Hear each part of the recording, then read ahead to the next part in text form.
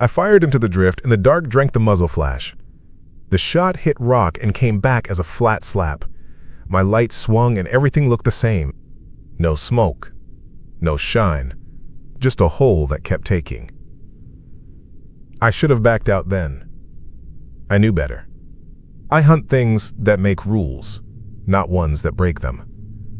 But money was leaned on me, and I had a name by then. People called. I went. I told myself I had never seen a shadow drinker, so I would learn something. I told myself a lot. The shaft mouth sat under a dead conveyor and a rusted chute. The fence had gaps. Local kids went in and came out with stories. One did not come out with anything. That was the job. Find it, end it, or enough parts of it that the rest would not come up. I parked the truck past the last sign. I said into the mic, "Check, check," and got a clean reply from the guy on the ridge. His name was Aaron. He did not say much, which I liked. "Copy," he said. "You're green." I taped spare lamps to my vest. Helm light, belt light, chest light. 2 on the helmet, because I knew better. Flares, sticks, a little flood on a battery sled I had used on salamanders one winter. Chalk, paint, nails with reflective tabs, a coil of rope, a small shotgun with slugs, a pistol to feel like I had a say. I went in at noon. Better to see what the sun did to the first hour underground. The first collapse sat 20 yards in. Roof down in a V. Old timbers buckled. I crawled the left side under a ledge with bad air signs. Candle test showed small flame, but steady. I marked with chalk on the wall. Big arrow. 2 lines under it for left branch. I hung a tab and clicked a photo on my phone with the time. I am boring about that. That is why I usually go home. I slid past a rotten ladder and into the first flat. It was a big room where someone had worked out a pocket of good ore. The floor was soft shale that broke under boots. My light settled and dust drifted. I could hear old drips and the shiver sound of rust when you bump it. I said, "Left, flat, 1. First mark placed." I listened for Aaron. He came back a few seconds later. "Copy. Don't be a cowboy." "Yeah," I said, and smiled into nothing. It was dumb. Left. I kept left and marked every corner. Chalk, paint, tab, photo. Rope on the bigger junctions. Slung around a stable post. Tug test. I knocked on timbers with my knuckles, listening for a hollow that would lie to me. I felt in charge. I said it in my head. In control. Man, you do this for a living. I found the first print where the muck stayed damp. Not fresh. A heel drag. Could have been the kid, but it could have been a rescuer. It was small. I did not like that. I clipped a tab to a nail by it and took a photo. "Found sign," I said. "Copy," Aaron said. "You're clean on air." It stayed normal for a while. I crossed 2 falls. I took a right that turned left again, then died. I crawled a squeeze where my vest scraped and left a spray paint smear. I backed out. I turned to go right instead. That was when I saw my own chalk arrow pointing the wrong way. It was the same arrow. Same 2 lines under it for left branch. Same fat curve where my hand had slipped. But it pointed to the squeeze I had just crawled and backed out of. I stood and looked at the floor. My boot prints were there, but they made no sense. A loop. It looked like I had walked in circles, only I knew I had not. I took a breath and felt stupid heat in my neck. Hold. I said it quiet, to myself. I did not radio it. I put down a fresh mark. 3 triangles. I set the tab lower, at knee height, where I knew I had not put one yet. I took another photo and looked at the times. They were fine. I moved on and kept the rope on me. The line looked short. I pulled more slack and felt it catch. I looked back. The anchor was good. No snag, just felt shorter. I told myself it was the angle. I dropped down a small winze, 20 feet. I set a second line from a pipe and checked my knots twice. I went down slow. I felt the air get colder on my knuckles. My breath showed in the light. I liked that. Cold meant a way out somewhere. The bottom opened to a long cut that ran straight. My light made a tunnel and stopped. Fine gray dust lay even as snow. That is normal in old places. It means nothing has walked, or nothing leaves prints. I ran the flood on a low test. It worked. Bright white, steady. I killed it and looked at my backups. I shook a glow stick and cracked it. It made a soft green stain. It made me feel better. I put a tab on the last upright and hiked in. 15 counts. 20. 30. The drift did not end. I turned and my rope was angled up steeper than it should be. That is not an omen. It just said I had misjudged grade. I tried not to think about it. I saw it for the first time when I stopped to drink. I stood under a set of planks braced with split posts, the kind that should not hold anything anymore. I took my bottle out, and the light swung. The cone moved off me and threw my shadow across the right wall. It went long and thin, and then it did not end on the wall. It continued, like the black part had weight. It ran past the wall and down the cut, and I watched it pull. It felt like a hand on the coat behind my neck. Not a hard pull. More like a tug you ignore because you do not want it to be there. The hair on my arms rose. My skin said, "Leave." I snapped my light back at the wall. My shadow flattened to what it should be. I moved the beam again, and it dragged again. Same pull. The dark on the wall looked thick. It did not shine right. It soaked. I said, "No," out loud. Just that. Quiet. I threw the glow stick at the spot my shadow had reached and bounced off into the side cut. The green pool landed and went dull. I closed my eyes, because I'm an idiot, and the green got brighter against my lids.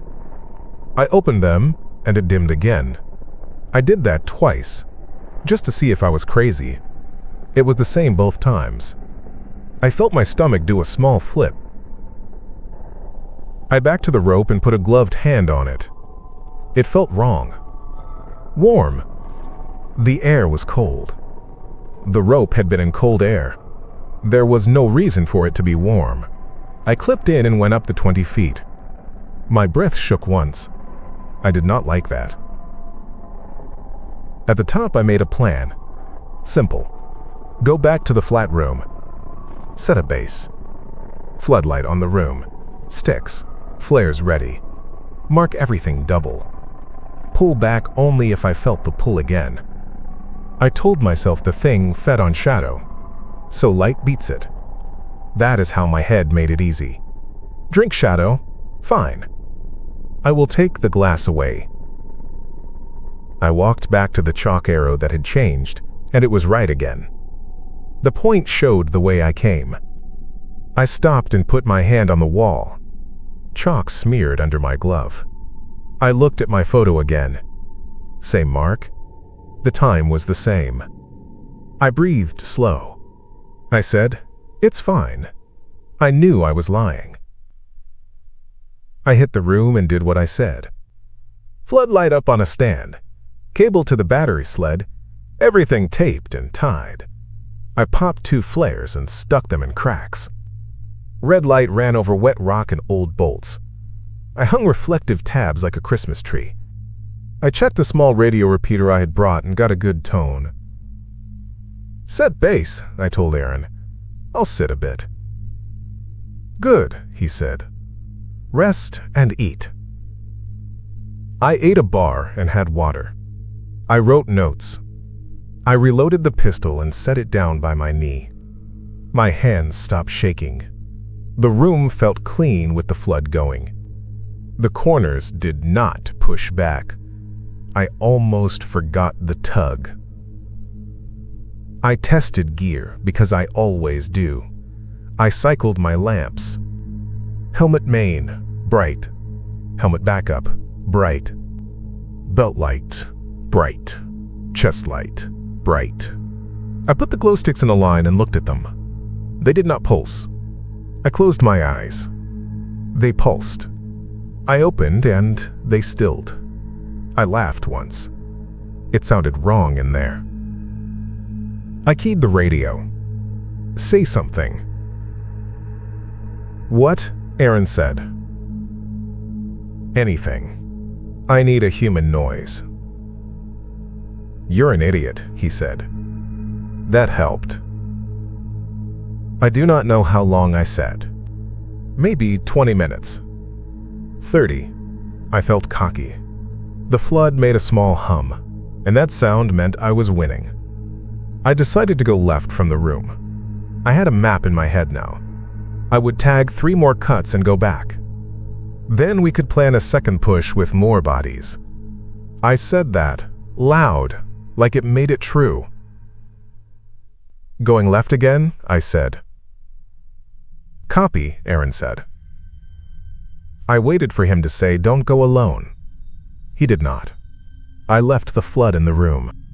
It threw light into the first 10 feet of each branch. I took the chest light down a notch and kept the other 2 bright. I moved slow. At the second corner, I saw one of my reflective tabs on the wrong wall. It was high up. I would have needed a ladder to clip it where it sat. I had not done that. I clicked my tongue and tried to pull it. It was solid. Nail into old wood. The wood was wet around the nail head, like something had warmed it. My rope snagged. I looked back and saw it looped around a broken pick on the floor. I had not seen the pick before. I swore and kicked it. It felt wrong under my boot. Light steel, but heavy in the head. When I looked back at the wall, the tab was gone. There was a nail hole. No tab. No drip around the hole. Just gray powder. "Okay," I said. I said it calm. "Okay." I went one more bend, and the air got warmer, then colder.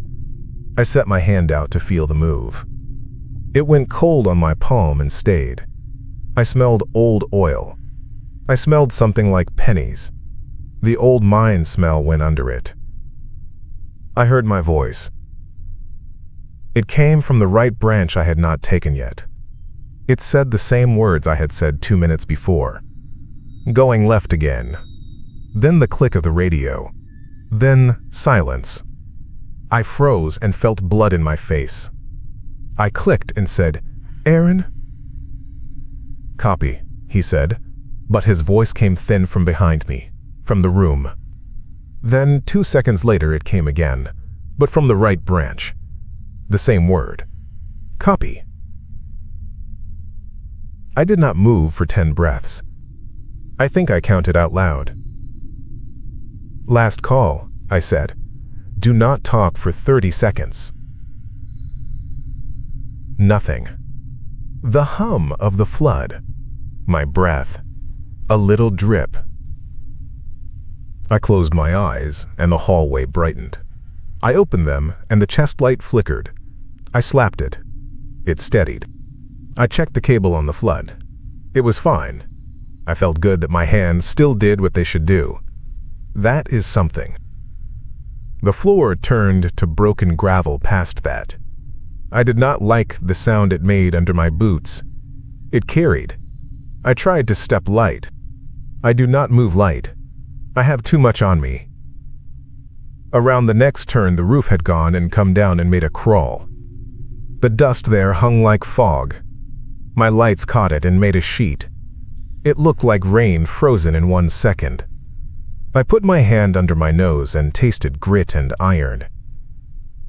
I heard it then. Not a foot, not a breath. A small wet sound.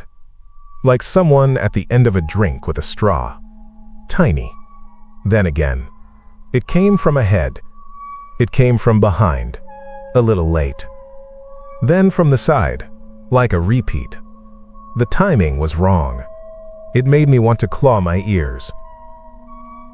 I said, "I'm here because I did not want to be sneaked up on." That sounds stupid now. Something moved in the sheet of dust. It was not a shape. It was a change. My light found it and made it worse. The place my beam hit went flat. No depth. Like the dust there had clumped and held and would not float. Behind it, the wall had no shadow. The floor where my boots cast their shape was empty. It had taken my shadow off and was pulling it toward the flat place in the dust. I lifted my foot, and the dark version stayed down and slid. It made the tug in my neck hard, like a kid pulling my hair. I fired the shotgun. It was stupid. I knew it would not do a thing. The flash popped and the streak of light went short. It did not fill the place like it should. It stopped. The dust leaped from the shock. My ears rang. The flat place moved as the dust moved. It slid along the wall and stood where my shadow had stuck.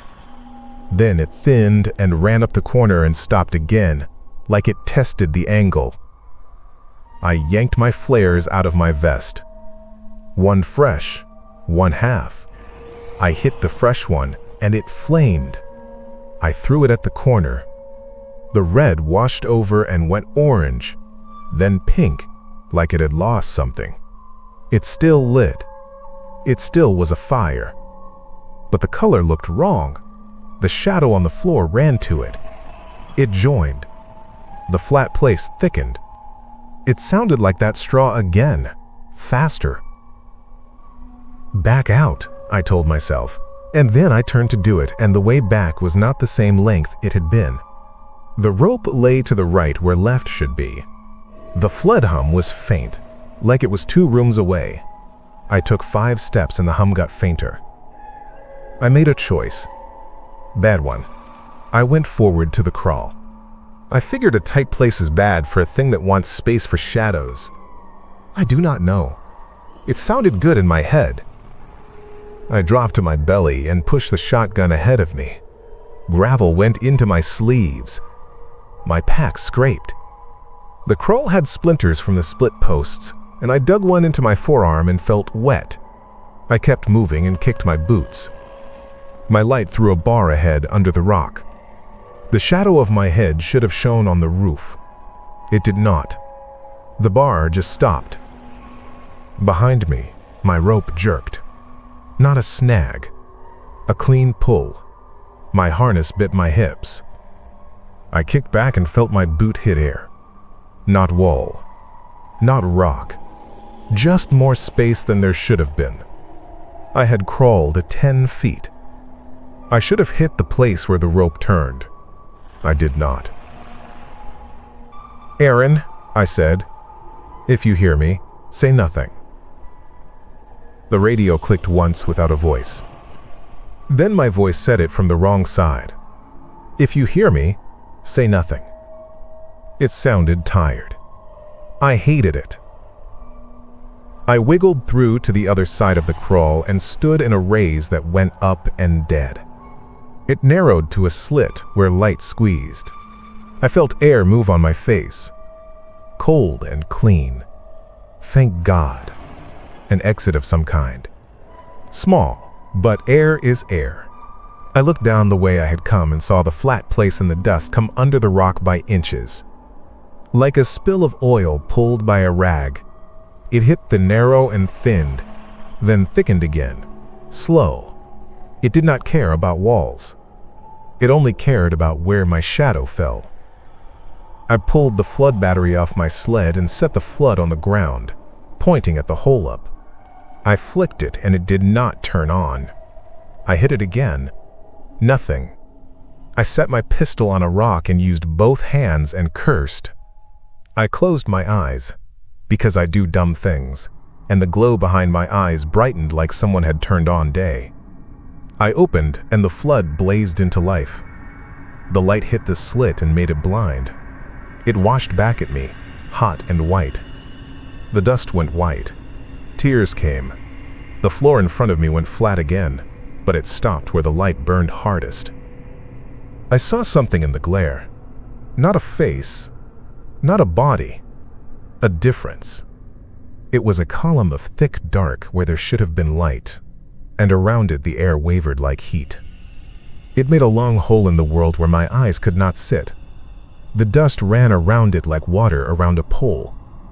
It advanced and then stopped, like it pressed a hand to a hot stove. The rope tugged twice. Actual weight. I looked back and saw the line go tight, but at the wrong angle. It went up into the roof where there was no ring. It went into darkness and came out of the wall at my left. That is not how rope behaves. I could not make my hands accept that. I cut the rope. Fast. Knife out, scar on my thumb because I gripped wrong. The cut end danced. It did not fall the way it should. It sort of hung and then slid toward the flat place, like it had a little shadow of its own that the thing could drag. I took one breath and said, "No more," to my feet and to my hands. I grabbed the flood with the left hand and the shotgun with the right, and I put my head in the slit and shoved my shoulders through. The wood scraped my helmet and caught the edge. I took it off. I let it fall. It went dark and bright again without me. I smelled ozone and my own sweat. The light behind made a noise like when a bulb is about to go. I heaved. My chest stuck.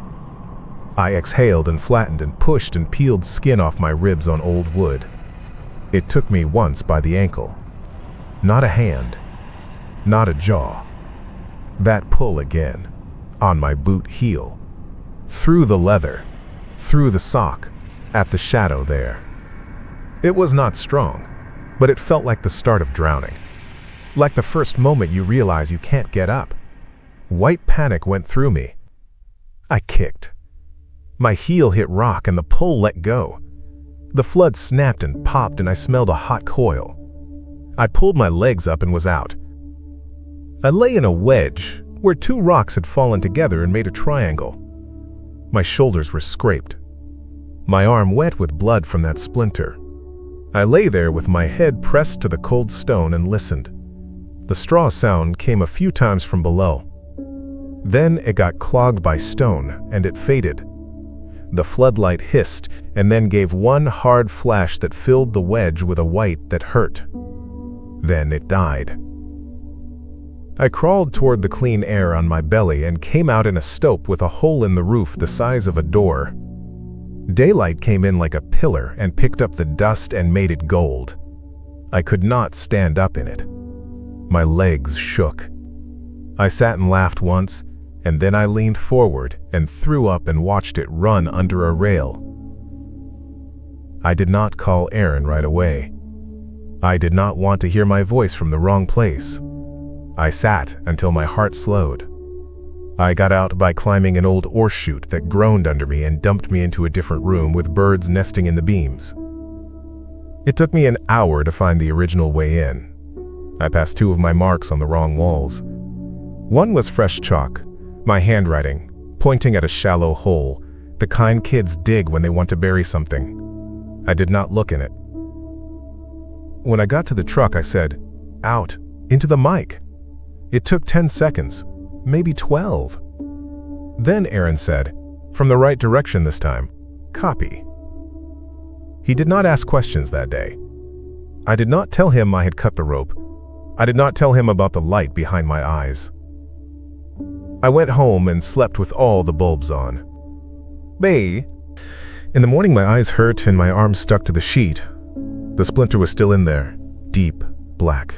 I pulled it with a needle and it made a hole that did not bleed for a second, and then it did, and the drop of blood cast no shadow on the bathroom tile. I held my hand over it and waited, and the shadow came back slow, like it had to catch up from a long way off. I do not hunt mines now. I still take work. I take work that uses sun and wind in places where light does what it should when I close my eyes. Sometimes at night, when I turn my lamp off, the room brightens for a second. I wait it out. I don't blink. When it goes back to normal, I lie down and keep my feet on the bed, careful, and I listen hard to the corner near the door, for that small, wet sound, and the late echo of my own voice telling me I'm fine.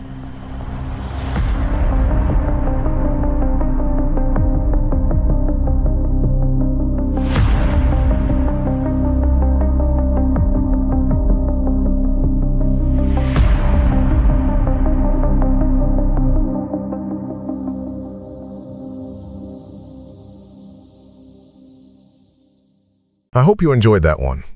Sometimes these stories stay with you longer than you expect. If you'd like to hear more, subscribe for the next night's story. Like the video if you enjoyed it, and maybe watch another before the lights go out. See you in the next one.